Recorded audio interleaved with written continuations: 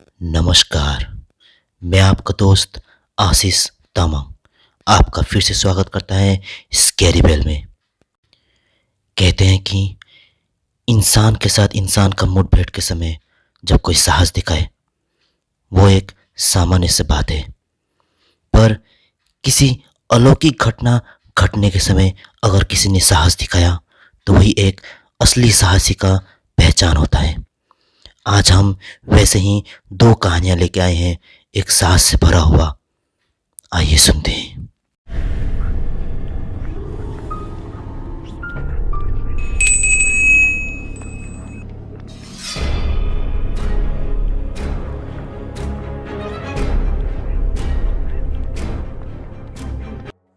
नमस्कार, मेरा नाम अंकित दास।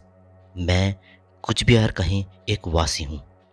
जैसे कि आप लोगों ने देख ही लिया है कि आज का कहानी का नाम साहस है, तो आज मेरे पास भी एक ऐसा ही एक साहसी इंसान का कहानी है। और वो साहसी इंसान और कोई नहीं, मेरे दादाजी हैं। सिर्फ मेरे दादाजी ही नहीं, कहते हैं कि प्राय प्राय उस ज़माने में सभी लोग काफ़ी दृढ़ किस्म के होते थे, काफ़ी जिद्दी किस्म के और काफ़ी साहसी भी। उन्हीं में से एक इंसान थे मेरे दादाजी। दरअसल कहानी काफ़ी पुराना है। दरअसल एक समय ऐसा था कि दादाजी काम से घर आते वक्त काफ़ी शाम हो चुका था। वो शाम को चलते चलते जंगल के रास्ते होते हुए नहर के पास वाले जंगल के पास से वो गुजर रहे थे। घर लौट रहे थे वो। उस सुनसान रास्ते पर उस नहर के पानियों के आवाज़ के सिवाय और कुछ उसे सुना ही नहीं दे रहा था। बहुत ही रात हो चुका था। उन्हें प्राय प्राय देखने में भी रास्ता काफ़ी मुश्किल लग रहा था। कई लंबे लंबे पेड़ थे। उन्हीं पेड़ के नीचे से उन्हें झुक झुक कर जाना पड़ता था, क्योंकि डाल कभी कभी काफ़ी नीचे हुआ करते थे।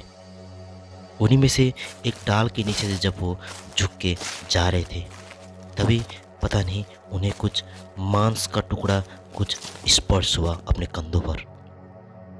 तभी उन्होंने मुड़ के जब देखा तो वो कोई मांस का टुकड़ा ना होकर कोई एक बुढ़िया बैठी हुई थी एक डाल पर। पहले तो दादाजी काफ़ी अचंभा से रह गए कि इतनी रात गए एक बुढ़िया ऐसे डाल में क्यों बैठी है। तभी बुढ़िया को वो ध्यान से देखने लगे। रात का समय होने के कारण दादाजी को कुछ उतना खास उनका चेहरा दिखाई तो दे नहीं रहा था, पर थोड़ा सा करीब जाने के बाद उन्हें थोड़ा थोड़ा स्पर्श होने लगा उनका चेहरा, वही भूतिया चेहरा। उस बुढ़िया के बाल बहुत ही सफ़ेद और बहुत ही बिखरे हुए थे, मानो उस बालों ने कभी ज़िंदगी में कभी पानी छुआ ही ना हो। कपड़े काफ़ी लूज सा लगा हुआ था और वो डाल पर पैर झुलाए हुए बैठी हुई थी। तभी दादाजी को कुछ खटका। उन्हें मालूम पड़ चुका था कि ये कोई आम इंसान नहीं है, बल्कि वही पैरों पर बैठने वाली पेतनी है। पेतनी दरअसल हम बंगाली लैंग्वेज में हम चुड़ैल को पेतनी कहते हैं। दादाजी को थोड़ा सा तो डर लग ही गया था। तभी उन्हें लगा कि उस चुड़ैल ने दादाजी को नहीं देखा, इसलिए दादाजी बस मुड़कर जाने ही वाले थे कि पीछे से आवाज़ आया। आवाज़ यह आया कि उस पेतनी ने ऐसा कहा कि कहाँ जा रहे हो? तुमने मेरे को स्पर्श करते हुए मेरे नींद को तुमने तोड़ा है। तुम ऐसे नहीं जा सकते। मैं तुम्हें ऐसे नहीं जाने दे सकती। ऐसे कहते ही दादाजी के चारों ओर वैसे तो अंधकार ही था, पर अंधकार होने के बावजूद भी और भी ज़्यादा काला सा होने लगा उनके चारों ओर, ताकि उन्हें कोई रास्ता दिखाई न दे और वो भाग ना जाए। उनको वैसे ही मिर्चिका करने लगे वो चुड़ैल, ताकि दादाजी भाग ना पाए। दादाजी को अब सिर्फ उस चुड़ैल और उस चुड़ैल जिस डाल पर बैठी थी, उस डाल के सिवा और कुछ उन्हें दिखाई नहीं दे रहा था। दादाजी ने पूछा, तुम मुझे जाने क्यों नहीं दे रहे? ये तो भूल से लग गया है, मैंने तुम्हें देखा नहीं, इसलिए भूल चूक हो गया तो मुझे माफ़ कर देना, पर मुझे अभी जाने दो। मेरे घर में मेरी बीवी इंतज़ार कर रही होगी। पर वो चुड़ैल माना ही नहीं। वो चुड़ैल ज़ोर-ज़ोर से हँसती और कहती कि तुझे मैं कहाँ जाने दूँगी।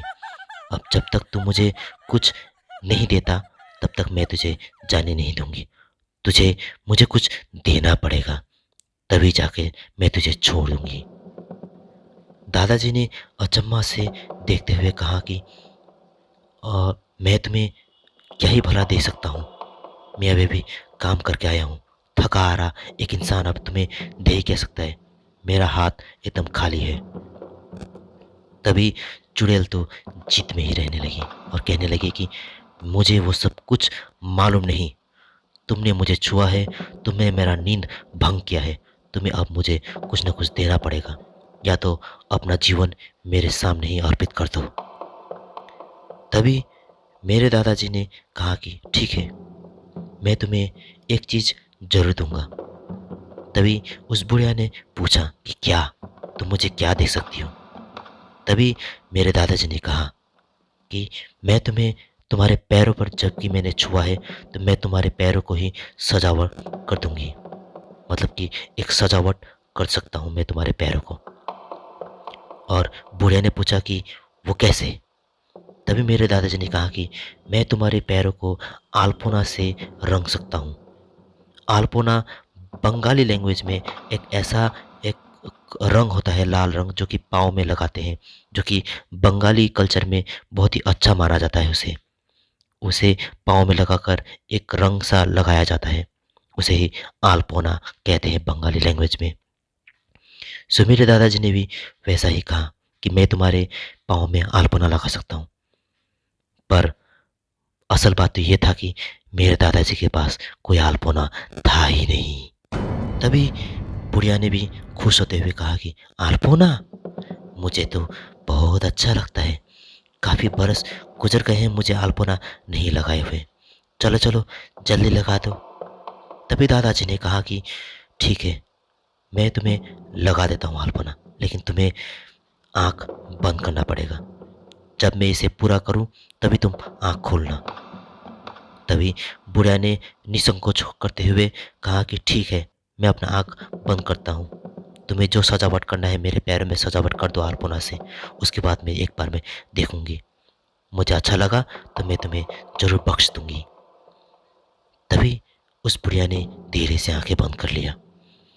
तब मेरे दादाजी ने अपने पॉकेट में देखा तो एक छोटा-सा ब्लेड था। उस ब्लेड को कवर से निकालकर उस ब्लेड से उसने उस बुढ़िया के पैर को ऐसे ही चीर दिया और उसे चीरने के बाद उस पाँव से खून निकलने लगा और वो खून कहीं अल्पोना से कम नहीं लग रहा था। जैसे ही उस पाँव को दादाजी ने काट दिया, तब वो बुढ़िया बहुत ही दर्द से कराहने लगी और कहने लगी कि रुक जा तुझे, मैं तुझे नहीं छोड़ूँगी। पर दादाजी ने वो काटने के साथ-साथ ही भागना शुरू कर दिया। भले ही आखिर में मेरे दादाजी भाग गए हों, पर अगर आप ध्यान से सुने और समझे तो मेरे दादाजी ने काफ़ी साहस दिखाया, क्योंकि जिस दृढ़ता से वो उस बुढ़िया के सामने खड़े रहे, अटल रहे और जिस होशियारी से उन्होंने ब्लेड से उस बुढ़िया के पाँव काटकर भागा, तो वो और कोई नहीं, एक साहसी इंसान ही कर सकता है। अगर आज हम उस परिस्थिति में होए तो शायद हमारे पास उतना शक्ति या फिर उतना साहस ना हो। उसके बाद से मेरे दादाजी कभी भी उस रास्ते से कभी गए ही नहीं। पर बीच-बीच में गाँव के लोगों से उस बुढ़िया के बारे में कहानियाँ सुनता थे। पर मेरे दादाजी कभी भी उसके बाद से उस बुढ़िया के सामने गए ही नहीं।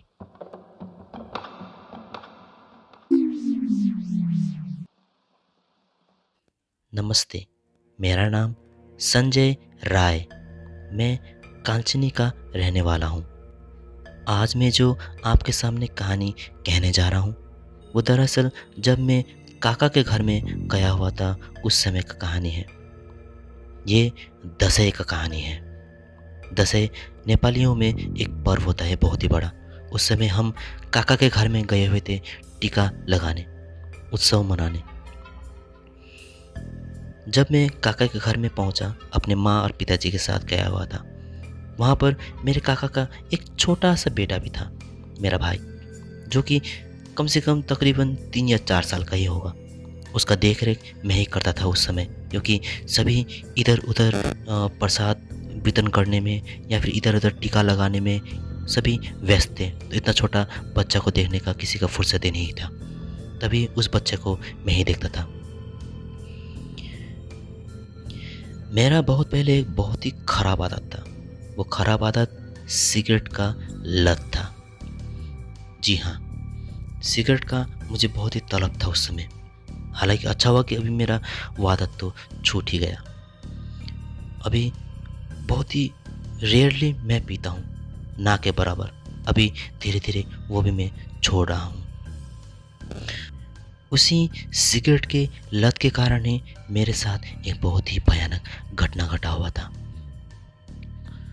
दरअसल हुआ ये था कि जब मैं काका के घर में गया, खाना पीना हो चुका था, तो मेरा आदत था कि खाना पीना होने के बाद मैं एक गश्त ज़रूर लगाता सिगरेट का। पर वहाँ चारों तरफ अपने ही लोग होने के कारण मुझे वो गश्त लगाने का मौका मिल ही नहीं रहा था। और आसपास के दुकान में जाना भी मेरे लिए बहुत ही बड़ा रिस्क था, क्योंकि हो सकता है कि आसपास के दुकान वाले मुझे पहचानते हों, मतलब मेरे काका को पहचानते हों।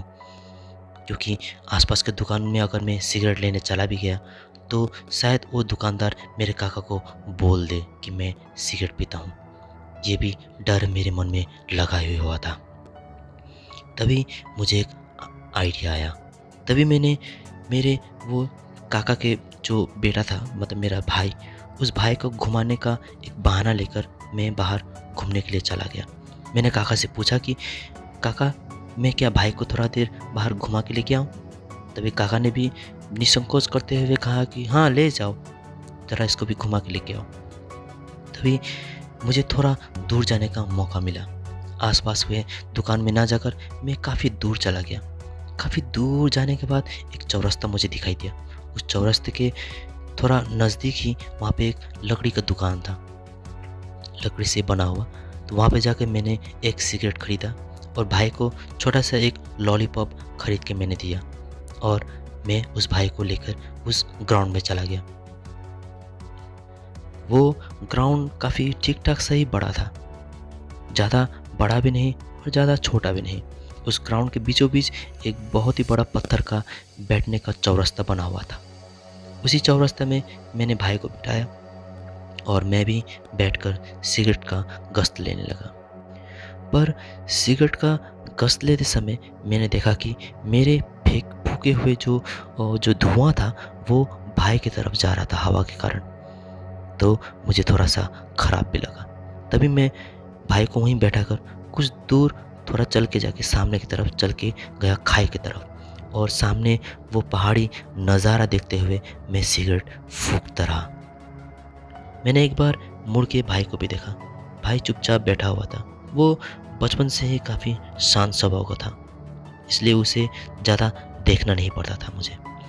तभी मैं सामने मुड़कर फिर से मैं पहाड़ियों को देखते हुए सिगरेट का मैं गश्त लगा ही रहा था कि मैंने ध्यान से जहाँ पे मैं खड़ा था उसके चारों ओर मैंने मुआयना किया। तभी मुआयना करते समय मुझे दिखाई दिया कि कुछ छोटे छोटे पत्थर, कुछ अजीब सा पत्थर गड़े हुए थे। तो मैंने जब ध्यान से मुआयना किया तो मुझे लगा कि ये कहीं कब्रिस्तान तो नहीं। थोड़ी देर इधर उधर देखने के बाद मुझे पूरा यकीन हो चुका था कि ये मैं एक कब्रिस्तान में ही आया हूँ। काफ़ी शायद पुराना कब्रिस्तान था, इसलिए एक भी जो कब्र था वो मिट्टी से ऊपर नहीं था। काफ़ी पुराना था, इसलिए मिट्टी भी बहुत ऊपर तक उठ चुका था। कब्रिस्तान में जो पत्थर रखे होते थे वो पत्थर भी बहुत ही कम दिखाई दे रहा था, मिट्टी ज़्यादा ऊंचा होने के कारण। तो इसी से मालूम पड़ रहा था कि कब्रिस्तान काफ़ी पुराना होगा और अभी ये कब्रिस्तान यूज़ नहीं होता है। खैर, मैंने अपना गश्त लगा लिया था उसके बाद सिगरेट को मैंने नीचे फेंक कर अपने जूतों से मल दिया। जैसे ही मैंने अपने सिगरेट को पाँव से कुचल कर ख़त्म कर दिया, वैसे ही जानो ऐसा लगा कि मेरा टी शर्ट को किसी ने पीछे से खींचा हो। मुझे लगा कि छोटा भाई मुझे बुला रहा है। तभी मैंने मुड़ के देखा तो अफसोस वहाँ पर कोई न था। तभी मैंने दूर देखा तो मेरा भाई तो 10 गज दूर अभी भी उसी चौरस्ते में बैठा हुआ था। पर आश्चर्यचकित कर देने वाला ये दृश्य था कि सिर्फ उस चौरस्ता में मेरा भाई नहीं था, उसके साथ 2 छोटी बच्ची भी आई हुई थी। वो बच्ची कब आई कब बैठी मुझे कुछ समझ में ही नहीं आया। उन बच्चियों का चेहरा मुझे कुछ खास दिखाई नहीं दे रहा था क्योंकि दोनों ने सर नीचे किया हुआ था। तभी मैं कुछ दूर सामने जाने के बाद मुझे उस लड़कियों का रोने का आवाज़ सुनाई दिया। मुझे थोड़ा अजीब सा लगा और मैं जल्दी जल्दी चलते हुए सामने चला गया। तभी मैंने भाई को चौरस्ते से उतारा और वो दोनों बच्चियों के सर पर हाथ रखते हुए मैंने पूछा कि क्या हुआ बुनू, किसी ने मारा, घर से क्या पिताजी ने डांटा? पर मेरे इतना कहने के बावजूद भी दोनों बस रोते ही रहे। कुछ आवाज़ का कुछ रिएक्शन ही नहीं था उन दोनों को। मैंने फिर से पूछा, घर कहाँ है तुम लोगों का? चलो चलो घर चलो, यहाँ पे रहते नहीं, यहाँ पे कब्रिस्तान है, यहाँ पे भूत आएगा। पर वो दोनों तो बस जैसे कि तैसे रो ही रहे थे। तभी मुझे मेरा भाई को सिर्फ वहाँ से ले जाना भी मुझे उचित नहीं लगा क्योंकि दोनों बहुत ही छोटी छोटी बच्ची थी कि तभी पीछे से आवाज़ आया नेपाली में, भूख लाग्यो, भूख लाग्यो। तभी भूख लाग्यो का मतलब नेपाली में यह है कि भूख लगा, भूख लगा, भूख लगा कहते हुए पीछे से आवाज़ आया। तभी मैंने मुड़ के देखा तो एक बुढ़िया थी, बाल काफ़ी बिखरे हुए थे, शरीर में जानो एक कपड़ा एकदम काले रंग का कपड़ा। वो बुढ़िया का जब मैंने आँख देखने की कोशिश किया तो आँख तो पूरा का पूरा सफ़ेद था। मुझे जैसे ही उस बुढ़िया के ऊपर शक गया मैंने उसके पाँव की तरफ देखना चालू कर दिया और मैंने जो देखा वो ठीक ही समझ लिया था मैंने कि उसका पाँव ठीक उसका उल्टा था। उल्टे पाँव वाली औरत को देखने के साथ मैं समझ गया था कि ये एक चुड़ैल है। तभी लेकिन अच्छा हुआ था कि वो भूत अंधा था। वो बुढ़िया हमें देख नहीं सकती थी, बस इतना कहती थी कि भूख लागी हो, भूख लागी हो, मतलब कि भूख लगा, भूख लगा। तभी मैंने अपने भाई को संभाला और मेरे भाई ने जैसे ही उस बुढ़िया को देखा तो मेरा भाई रोना शुरू कर दिया।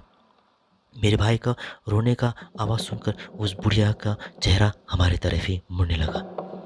मैंने अपने भाई का मुंह को बंद करने की कोशिश किया, फिर भी उस भाई का रोने का जो मिमियाने का जो आवाज़ था वो उस बुढ़िया को सुनाई दे रहा था और ऊपर से ये दोनों बच्चियाँ भी तो रो रही थी। वो बुढ़िया हमारे पास ही लड़खड़ाते हुए आना शुरू कर दिया। अब एक होता छोटा बच्चा तो ठीक था, मैं कंधे में लेके भाग सकता था, पर यहाँ पे तो 3-3 थे।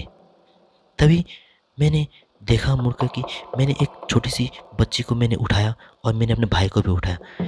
तभी अपना भाई में वो जो 2 बच्ची थी वो तकरीबन मेरे भाई जितना ही एज का था। मैंने भाई को तो उठा लिया लेकिन उनमें से एक बच्ची को जैसे मैंने उठाने का कोशिश किया वो उठ ही नहीं रहा था, जैसे मानो एकदम ठंडा सा कोई भारी बर्फ सा हो। इतना ठंडा, इतना भारी, मुझे थोड़ा अजीब लगा। तभी मैंने बच्ची को कहा कि बच्चा उठो उठो मेरे कंधे में आओ।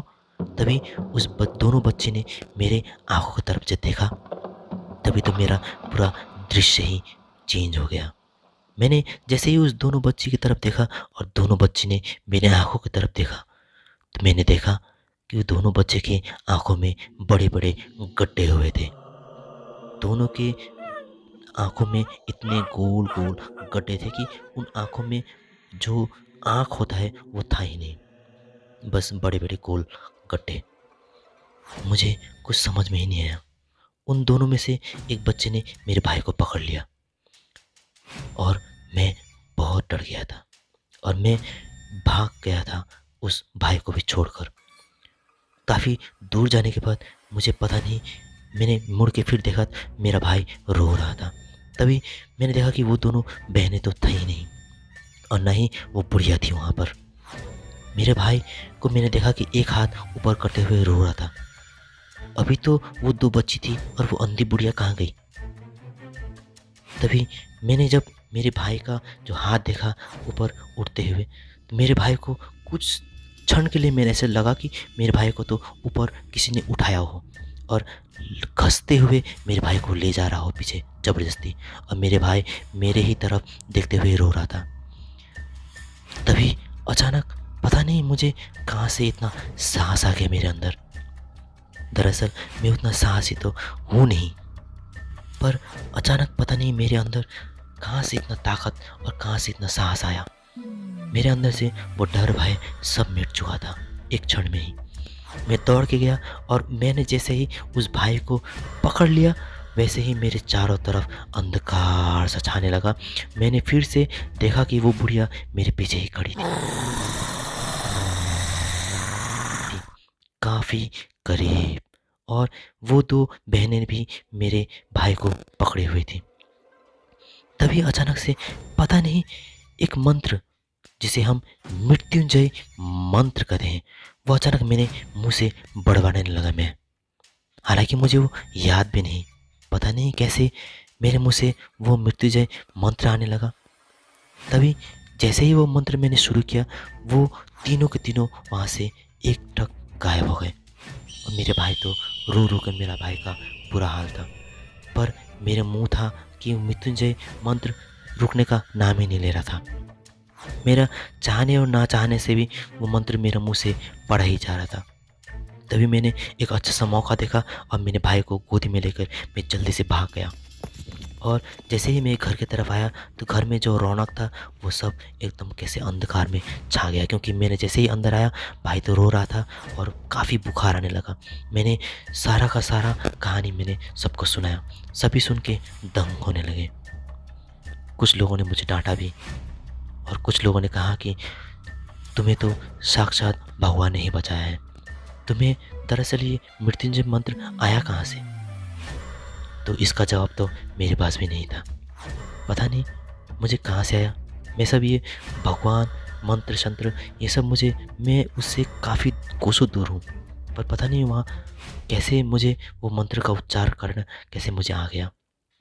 तो आज भी मुझे लगता है कि उस समय शायद सचमुच भगवान ने ही मेरा साथ दिया होगा। उसके बाद मेरा भाई काफ़ी बीमार होने लगा, काफ़ी बुखार आने लगा।